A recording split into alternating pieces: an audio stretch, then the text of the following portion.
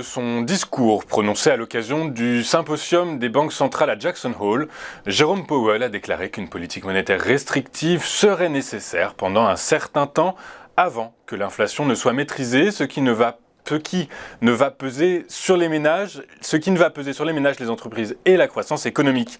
Le président de la Fed n'a donné aucune indication sur les décisions qui pourraient être prises lors de la réunion de la Banque centrale en septembre, mais les contrats à terme sur les taux d'intérêt suggéraient après son discours une probabilité de 56,5% d'une nouvelle hausse de taux de 75 points de base contre 46,5% avant sa prise de parole. Jérôme Powell a par ailleurs relativisé l'annonce en début d'après-midi d'un ralentissement de l'indice des prix à la consommation PCE en juillet, réaffirmant que l'amélioration d'un seul mois est insuffisante pour se convaincre d'un reflux de l'inflation. Les données historiques mettent fermement en garde contre un assouplissement prématuré de la politique, a-t-il déclaré. Nous devons continuer jusqu'à ce que le travail soit fait. Pour certains analystes, la récente hausse des marchés qui tablait sur un assouplissement de la stratégie de la Réserve fédérale était donc prématurée. Les prix de gros de l'électricité pour 2023 ont battu un record pour la France vendredi en atteignant plus de 1 000 € le mégawattheure contre environ 85 € il y a un an. Les cours du gaz évoluaient quant à eux cette semaine à des niveaux records, plus vus depuis le début de l'invasion russe en Ukraine, soit plus de 300 € le mégawattheure. À quel point les hausses vertigineuses des prix de gros de l'électricité et des cours du gaz se répercuteront-elles sur les ménages français ? Eh bien, le ministre de l'économie Bruno Le Maire a assuré samedi 27 août que l'augmentation des tarifs d'électricité et de gaz pour les consommateurs serait contenue en 2023. Le plafonnement à 4% du tarif réglementé de l'électricité sera maintenu jusqu'à la fin 2022. Il n'y aura pas de rattrapage sur ce plafonnement en 2023, a-t-il déclaré en marge du congrès des cadres de la majorité à Metz, ajoutant que les hausses dont ont parlé le président de la République et les premiers ministres seront des hausses contenues. Il a précisé que le même principe s'appliquerait pour le prix du gaz, sans en détailler davantage. Elisabeth Borne a affirmé samedi dans Le Parisien ne pas fermer la porte à une taxation des super profits des entreprises, tout en préférant que l'entreprise qui le peut baisse les prix pour le consommateur et donne du pouvoir d'achat à ses salariés. Personne ne comprendrait que des entreprises dégagent des profits exceptionnels alors même que les Français peuvent être inquiets pour leur pouvoir d'achat, a affirmé Elisabeth Borne dans sa première interview depuis la pause estivale.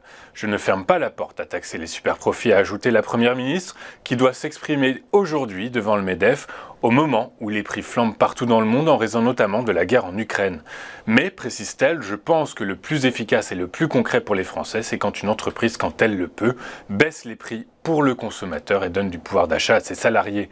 La taxation des superprofits fait débat au sein même de la majorité, alors que les députés MoDem ont plaidé début août pour une réflexion à l'automne sur ce point, renvoyant notamment à une mission flash lancée par la Commission des Finances. Le premier secrétaire du PS, Olivier Faure, a pour sa part annoncé vendredi qu'il allait proposer à ses partenaires de la NUPES l'organisation d'un référendum d'initiative partagée sur cette taxation.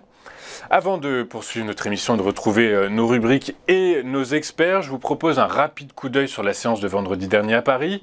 Et après avoir évolué proche de l'équilibre une bonne partie de la journée, la bourse de Paris a brutalement décroché aux alentours de 16 h, concluant la journée sur un recul de 1,68% à 6 274 points. Le DAX recule de 2,5% et le FTSE lâche 0,7%. Outre-Atlantique, le Dow Jones a chuté de 3,03%, le S&P 500 a reculé de 3,37% et le Nasdaq, le plus sensible à la tension des taux souverains, cède 3,94%. À l'origine de ce repli, le discours de Jérôme Powell à l'issue de la réunion des banquiers centraux de Jackson Hole, qui a affirmé que la Banque centrale comptait utiliser vigoureusement tous ses outils afin de combattre l'inflation. Le Brent a pris 1,66% et s'échangeait à 100,99 $ le baril. Le WTI s'échangeait à 93,06 $ le baril en hausse de 0,58%. Du côté des cryptos, le Bitcoin a enchaîné une deuxième séance consécutive de baisse. Il a cédé 4,28% et s'échangeait à 20 651 $. L'Ethereum a abandonné lui 3,21% à 1 508 $. On va marquer une toute première pause et juste après, on vous fera vivre l'ouverture de la séance à Paris, une ouverture décryptée par Rodolphe Vial. À tout de suite sur Téléfinance.